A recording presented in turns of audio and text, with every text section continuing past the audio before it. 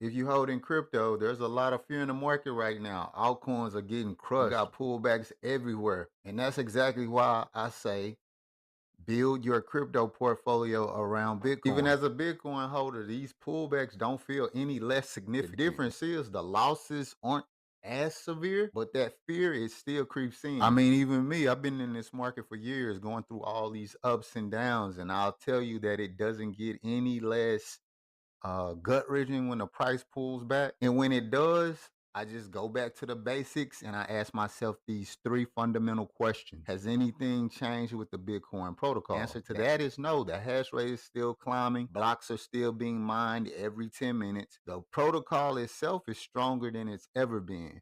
That's kind of the beauty of Bitcoin. The longer it lives, the more secure and vulnerable it actually becomes. Question number two, is there still demand? Absolutely.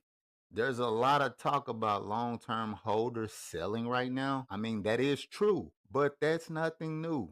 That happens every cycle. And actually, this cycle, the selling is actually less. It just looks bigger because the price is higher.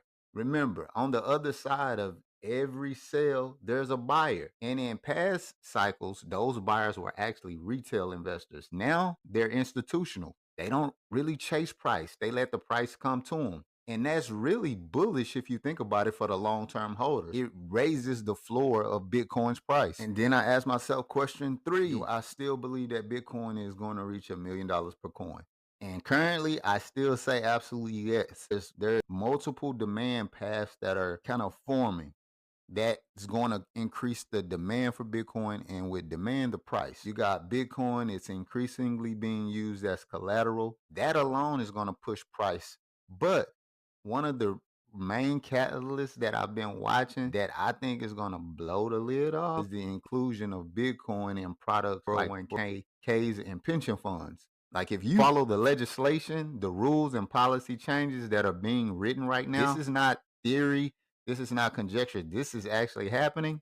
It's pretty clear that they're setting the pathway for this to actually happen. So the main takeaway is that the price fluctuations, that's the noise. Everything is still on path, in my opinion.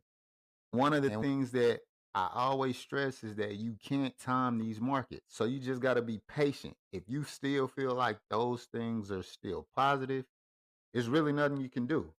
I mean, you have some people calling the top of the cycle. I don't think it is, but even if it is, if those fundamental questions that you ask yourself